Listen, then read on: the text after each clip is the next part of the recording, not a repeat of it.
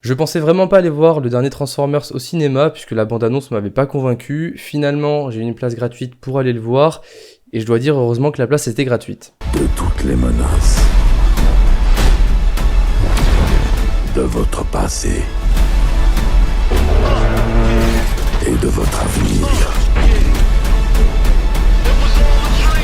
Donc aujourd'hui on va parler de Transformers Rise of the Beast, le 7ème Transformers qui sort au cinéma, si on compte Bumblebee comme étant le 6ème des Transformers. Et je dois dire que celui-là j'avais vraiment pas envie d'aller le voir au cinéma, et pour être tout à fait franc, depuis Transformers 3 je m'étais quand même beaucoup détaché de la licence. Je suis donc allé par hasard voir ce Transformers là, je m'attendais à pas grand chose à part du divertissement, et je dois dire que sur ce plan c'est plutôt positif. Je vais quand même vous faire un rapide résumé de l'histoire en évitant de vous spoiler, et ensuite on va partir sur les points négatifs et positif de ce film, parce que oui, il y a quand même des points positifs avant de conclure sur cette fameuse critique. Pour tous les nouveaux, sachez que sur cette chaîne, vous allez retrouver beaucoup de critiques cinéma, beaucoup de vidéos en lien avec le cinéma, donc si ça vous intéresse, on n'oublie pas, on s'abonne, on like, on commente, je compte sur vous.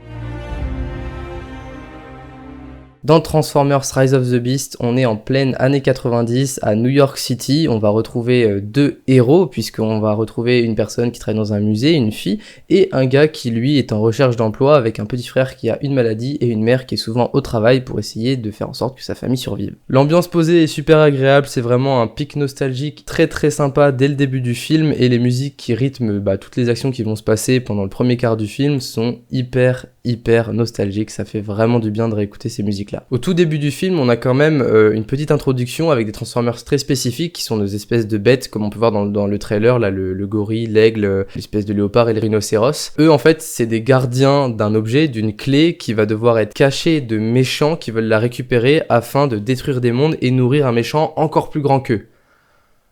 Si vous me suivez encore là, vous êtes doués. Et c'est autour de cette clé que va prendre part justement l'histoire de ce Transformers, puisque Optimus Prime et toute sa petite troupe d'Autobots, accompagnés de la fille du musée et du mec qui cherche un emploi, et bien toute cette petite troupe va essayer de retrouver cette clé afin d'éviter la destruction, l'énième destruction de la planète Terre. Voilà, niveau résumé, c'est délicat de vous faire plus, puisque de toute manière, je vais vraiment vous spoiler si j'en dis plus, donc je vais essayer de me contenter de ça, j'espère que ça vous plaira, et on passe tout de suite aux points positifs de ce film, et ensuite on finira avec les points négatifs, parce que Dieu sait qu'il y en a.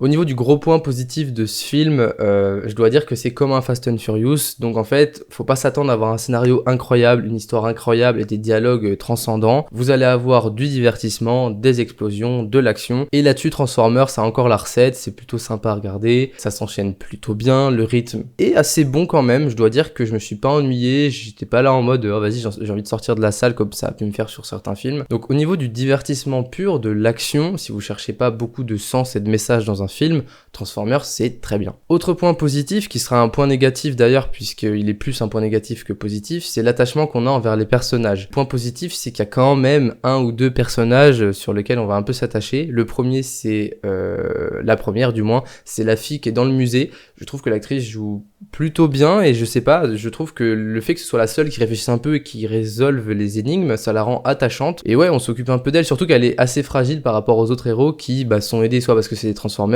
ou alors c'est le gars qui cherche un emploi mais qui lui aura une autre aide que la fille n'a pas. Donc la fille c'est vraiment la plus vulnérable dans le film et il y a une forme d'attachement qui se crée facilement envers elle. Et il y a un autre personnage qui pourtant lui est un Transformers, c'est le personnage de Mirage, qui je pense par l'importance qu'il représente dans ce film va faire qu'on s'y attache, et peut-être aussi parce que c'est Mr. V qui fait la voix de ce personnage. Alors déjà faut savoir que je pensais vraiment pas que j'allais mettre ça en point positif avant de voir le film, parce que pour moi quelqu'un qu'on connaît qui fait une voix au cinéma c'est pas toujours agréable, et surtout Mr. V je voyais vraiment difficilement sa voix être pris au sérieux au cinéma. Mais ce qui est finalement assez drôle, c'est qu'ils ont réussi à prendre le côté très drôle de Mr. V et surtout de la voix de Mr. V pour l'appliquer à un personnage qui correspond parfaitement à Mr. V. Et le personnage de Mirage, qui est donc un des plus attachants dans ce film, si ce n'est le plus attachant avec la fille du musée, eh bien on va voir justement l'évolution de son caractère à travers le film, et on va voir même...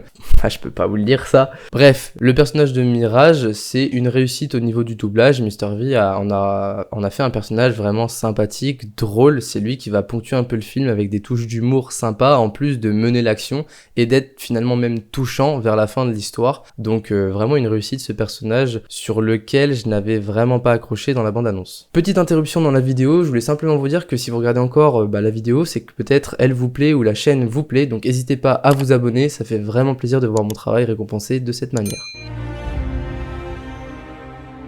Bon, et donc là c'est le moment où j'arrive sur les points négatifs, et Dieu sait qu'il y en a un peu plus que les points positifs. Déjà, première chose, les effets spéciaux, ça me tue et ça me fait mal de le dire, mais n'empêche, plus de 10 ans après Transformers 3, je trouve que les effets spéciaux sont moins bons que Transformers 3. Au niveau des robots, au niveau de la gestuelle des robots, des lumières, globalement ça va. Mais bizarrement, le pire, c'est un simple fond vert. Le simple fond vert, c'est un des trucs les plus difficiles, j'ai l'impression, dans ce film, à voir comme cohérent, puisqu'on voit littéralement que les personnages sont en face d'un fond vert. Au niveau des lumières, ça colle pas du tout, au niveau de la profondeur, ça colle pas du tout, et pourtant je l'ai vu en 3D. Là-dessus, il y a vraiment un échec du fond vert sur ce film, et c'est vraiment dommage. D'autant plus dommage qu'ils arrivent quand même à faire des robots ultra réalistes, qui interagissent plutôt bien avec leur environnement, donc ne pas réussir un truc aussi basique qu'un fond vert, c'est vraiment triste. Ensuite, puisque j'en parlais il y a quelques secondes, l'attachement héros, faut savoir que à part les deux personnages que je vous ai cités, littéralement les autres personnages, on en a rien à foutre. Même Optimus Prime, qui est quand même mon personnage préféré, et Bumblebee, ça me fait ni chaud ni froid quand il leur arrive quelque chose. À part au tout début où j'étais encore attaché au personnage, après dans l'histoire, Optimus Prime, il m'a un peu saoulé, et